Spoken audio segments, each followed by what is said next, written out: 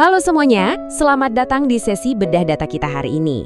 Nah, kali ini kita bakal ngebahas sebuah misteri besar di lanskap ekonomi Indonesia. Belakangan ini, angka pertumbuhan kita lagi rame banget diomongin di mana-mana.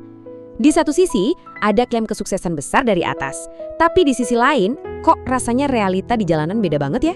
Mari kita bongkar sama-sama apa yang sebenarnya terjadi di balik angka-angka ini.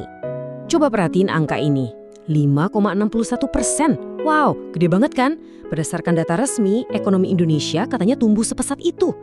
Ini bukan angka sembarangan loh, jauh melampaui ekspektasi banyak analis dan bahkan dinobatkan sebagai tingkat pertumbuhan tercepat dalam lebih dari 3 tahun terakhir. Kalau cuma dengar angka sehijau ini, insting pertama kita pastinya pengen ngerayain. Kesannya kan negara kita lagi melaju di jalur yang sangat tepat. Tapi tunggu dulu, dari kebanggaan itu muncul satu pertanyaan yang jauh lebih krusial. Bertumbuh buat siapa? Logikanya gini, kalau angka di atas kertas nunjukin ekonomi kita lagi lari kencang dan super sehat, terus kenapa kehidupan sehari-hari malah kerasa makin berat buat banyak orang? Siapa sih sebenarnya yang lagi nikmatin manisnya angka 5,61% ini? Bagian 1, misteri pertumbuhan ekonomi 5,61%. Banyak pengamat yang mulai nyebut fenomena ini sebagai pertumbuhan ilusi. Ada paradoks yang tajam banget nih, di layar komputer grafiknya meroket indah. Tapi pas kita nengok ke jalanan, yang bertumbuh subur justru antrian panjang pencari kerja. Di pasar tradisional, yang meroket malah harga sembako. Masalahnya, kita kan nggak bisa bayar tagihan belanja pakai grafik pemerintah, ya kan? Jadi wajar aja kalau publik ragu, ini beneran pertumbuhan real atau cuma sekedar ilusi angka? Bagian 2, teori ekonomi versus realita lapangan. Kalau kita ngomongin teori ekonomi klasik, pertumbuhan yang sehat itu harusnya kerasa merata. Harapannya lapangan kerja baru tuh bertebaran, daya beli masyarakat menguat, dan UMKM makin laris manis. Itu teorinya. Tapi mari kita hadapi realita yang sebenarnya terjadi di masyarakat sekarang. Di lapangan ceritanya beda jauh. Gelombang PHK masih terus menghantui berbagai industri. Pengangguran anak muda juga masih jadi PR raksasa. Belum lagi biaya hidup yang naiknya nggak ada rem. Soal stabilitas makro, rupiah kita aja sempat tertekan parah sampai nyentuh level 17.445 per dolar AS. Bayangin aja pukulan telaknya ke harga barang impor.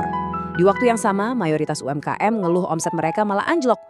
Bagian 3, mengapa anomali ini terjadi? Nah, hitung-hitungan pemerintah itu nggak salah kok, datanya sah. Tapi coba perhatiin petunjuk krusial ini, 21,81%. Angka raksasa ini secara spesifik datang dari satu sektor aja, konsumsi pemerintah. Yap, inilah mesin pendorong utama yang sebenarnya ngumpet di balik angka memukau 5,61% yang kita kagumi di awal tadi. Artinya apa? Lonjakan ekonomi ini bukan terjadi karena sektor real lagi produktif, bukan karena warung pinggir jalan makin cuan atau pabrik buka cabang baru. Ledakan angka tersebut tercipta murni karena pemerintah lagi narik tuas belanja fiskan habis-habisan.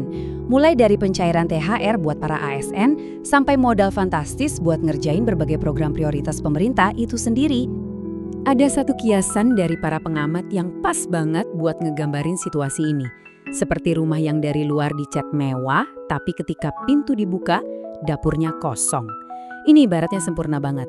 Angka makro yang tinggi itu kayak cat eksterior yang kelihatan megah dari luar. Tapi pas kita masuk ke dalam rumah dan ngecek realitas warganya, ternyata nggak ada bahan makanan. Kemewahan di luar tadi nggak pernah bener-bener nyampe ke meja makan mereka. Biar makin jelas mekanikanya, mari kita ingat-ingat lagi soal produk domestik bruto atau PDB. Simpelnya, PDB itu kan ngitung total semua aktivitas ekonomi, dan itu udah otomatis mencakup seberapa besar duit yang dibelanjain pemerintah. Jadi, kalau negara ngeluarin duit triliunan buat proyek mereka, ya angka PDB auto melambung. Secara statistik, sukses besar. Tapi karena duitnya nggak ngalir ke sektor padat karya, ya masyarakat luas nggak kecipratan untungnya sama sekali. Bagian 4, benturan dua realitas. Di sini kita ngelihat kontras yang luar biasa tajam. Buat para pembuat kebijakan, kurva yang naik itu bukti otentik keberhasilan. Tapi buat kita warga biasa, indikatornya jauh lebih membumi. Harga minyak goreng hari ini berapa? Listrik bulan ini bikin jebol dompet nggak? Transportasi makin mahal nggak? Ini tuh tabrakan langsung antara kebanggaan atas kurva statistik versus keputusasaan harian akibat naiknya harga-harga.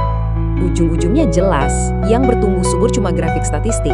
Sementara yang makin lesu ya kondisi dompet rakyat. Gak heran kan kalau publik jadi skeptis? Udah insting manusia buat lebih percaya sama realitas dapur yang ngebakar saku mereka setiap hari, ketimbang dengerin pidato ekonomi agregat di podium. Kalau hari ini kerasa lebih berat dari bulan lalu, deretan angka setinggi apapun bakal langsung hilang maknanya.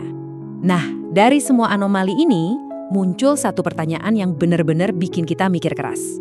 Kalau capaian fantastis 5,61% ini nyatanya nggak bikin hidup rakyat lebih mudah, jangan-jangan definisi tumbuh dalam ilmu ekonomi kita sekarang ini udah terlalu elitis? Apakah ini semua sekedar tentang merakit laporan yang tampak cantik di kancah internasional? Atau seharusnya tentang pemerataan kesejahteraan yang ngangkat nasib rakyat banyak? Paradoks yang sungguh menarik buat kita renungin, bukan? Oke, makasih udah nemenin sesi bedah data kita kali ini. Tetap kritis, dan sampai jumpa di pembahasan menarik berikutnya.